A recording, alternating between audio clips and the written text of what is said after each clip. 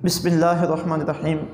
نکاح کے بعد ہر میاں اور بیوی یہی چاہتے ہیں کہ ان کی زندگی خوبصورت اور خوشگوار ازدواجی زندگی ہو۔ اس سلسلے میں وہ اپنے بڑوں کے تجربات سے بھی فائدہ اٹھاتے ہیں، بڑوں کی نصیحتوں پہ بھی عمل کرتے ہیں اور گرد و نواح میں کامیاب لوگوں کو بھی دیکھتے ہیں اور پھر ان کی نقل بھی کرتے ہیں۔ چونکہ نکاح ایک خالص دینی اور شرعی فریضہ ہے، حضور رحمت دو عالم صلی اللہ علیہ وسلم کی سنت ہے، تو اس لیے دین اسلام میں میاں اور بیوی کے معاملات کو، ان کے حقوق و فرائض کو بڑی تفصیل کے ساتھ بیان کیا گیا ہے۔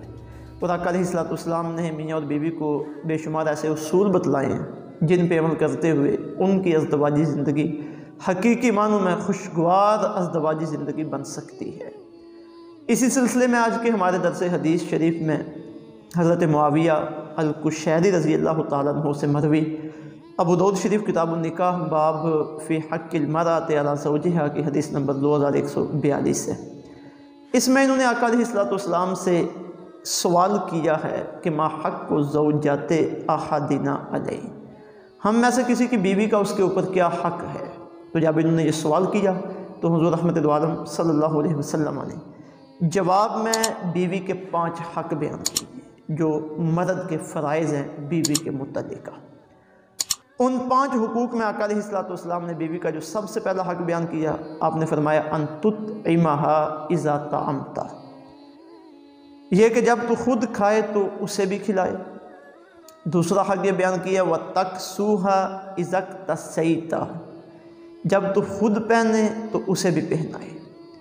تیسرا حق حضور علیہ الصلوۃ والسلام نے بیان کیا ولا تضرب الوجہ، تو اس کے چہرے پر نہ مارے۔ چوتھا حق یہ بیان کیا ولا تقبح، تو اسے گالی نہ دے۔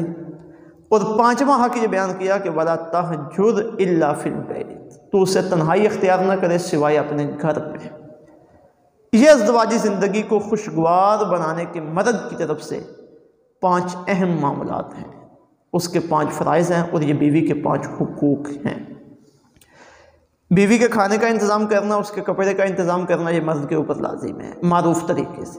مطلب یہ کہ جتنا اس کے پاس گنجائش ہے، جس طرح کے وہ کھانا اور وہ کپڑا خود استعمال کرتا ہے، اسی طرح کا کپڑا اور کھانا بیوی کے لیے لانا اور اسے مہیا کرنا یہ مرد کے اوپر لازم ہے۔ یہ کھانا، کپڑا اور مکان وغیرہ یہ بیوی کی بنیادی ضروریات ہیں۔ تیسرے نمبر پہ آقا علیہ الصلوۃ والسلام نے ارشاد فرمایا کہ ولا تضرب الوجہ، تو اس کے چہرے کے اوپر نہ مارے۔ عموماً گھر میں باتوں کی وجہ سے یا کسی معاملے کی وجہ سے کچھ جھگڑا بھی ہو جاتا ہے، فتنہ و فساد بھی بن جاتا ہے، تو اس سلسلے میں قرآن مجید نے جو ضابطہ بیان کیا ہے وہ یہی ہے کہ بیوی کو سمجھایا جائے، پھر اس کے بعد اس سے تنہائی اختیار کی جائے، اپنے گھر میں اپنا بستر جدا رکھا جائے تاکہ اسے کچھ احساس ہو۔ سمجھانے کی وجہ سے، اگر سمجھانے کی وجہ سے نہ ہو تو علیحدگی اختیار کرنے کی وجہ سے کچھ احساس ہو جائے۔ اگر پھر بھی اسے احساس نہ ہو تو یہ اصول رکھا گیا کہ اسے کچھ مارا جائے، سزا دی جائے تنبیہ کے لیے، لیکن وہ بالکل ہلکی سی سزا ہو جس سے اسے احساس ہو کہ میرا خامد اتنا میرے ساتھ ناراض ہے اور اتنا غصے میں ہے میرے کسی عمل کی وجہ سے کہ وہ مجھے سزا دینے پہ آ گیا ہے۔ تو وہ سزا کیسی ہونی چاہیے، کتنی ہلکی ہونی چاہیے، اس کی تو ساری تفصیلات کتب تفاسیر میں موجود ہے، لیکن ایک اس کا جز آقا علیہ الصلوۃ والسلام نے یہاں بیان کیا ہے کہ جب مرد تیسرے درجے پہ جا کے بیوی کو سزا دینے لگے تو اس کے چہرے کے اوپر نہ اسے مارے۔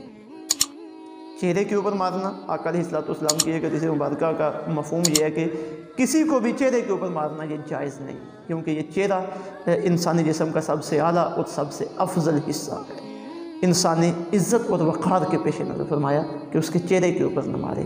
اور چوتھی آقا علیہ الصلوۃ والسلام نے یہ بات ذکر فرمائی کہ اسے گالی نہ دی جائے۔ اب یہ گالی یہ بہت برا معاملہ ہے، کسی کو بھی گالی دینا جائز نہیں ہے، یہ تو اس کی اپنی بیوی ہے، اس کا حرم ہے، اور ان کے آپس میں ایک دوسرے کے پاس راز ہیں، اور پھر گالی کا زخم ایسا ہے کہ اگلا اگر محسوس کر جائے تو ساری زندگی یہ اس کے دل کے اوپر سے ختم ہونے والا نہیں ہے، پھر اس سے آگے مزید فتنے پھیلتے ہیں۔ تو فرمایا گالی نہ دی جائے۔ پتہ چلا کہ اگر بیوی کے ساتھ کوئی جھگڑا بھی ہو جائے تو وہاں بھی اسلام حسن اخلاق کا درس دیتے ہیں، حسن اخلاق کا مظاہرہ کرنے کی تلقین کرتا ہے، اور 5ویں نمبر پہ آقا علیہ السلام نے ارشاد فرمایا کہ اگر اس سے جدائی اختیار کرنا پڑ جائے کسی سلسلے میں آ کے تو اسے گھر سے نہ نکالا جائے بلکہ گھر میں ہی رکھا جائے اور گھر کے اندر ہی جدائی اختیار کی جائے تاکہ مزید اسے کچھ سوچنے کا اور اپنے گھر کو اجاڑنے کا موقع نہ ملے۔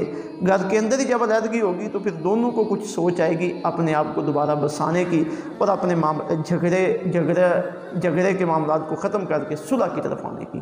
یہ 5 اصول ہیں جو آقا علیہ السلام نے ازدواجی زندگی کو خوشگوار بنانے کے لیے اس حدیث مبارکہ میں ارشاد فرمائے ہیں۔ اگر ہم انہیں سمجھیں، ان پر عمل کریں تو یقیناً ہماری ازدواجی زندگیاں خوشگوار ہو سکتی ہیں۔ اللہ رب العزت سمجھ کی اور عمل کی توفیق عطا فرمائے۔ وما علینا الا البلاغ۔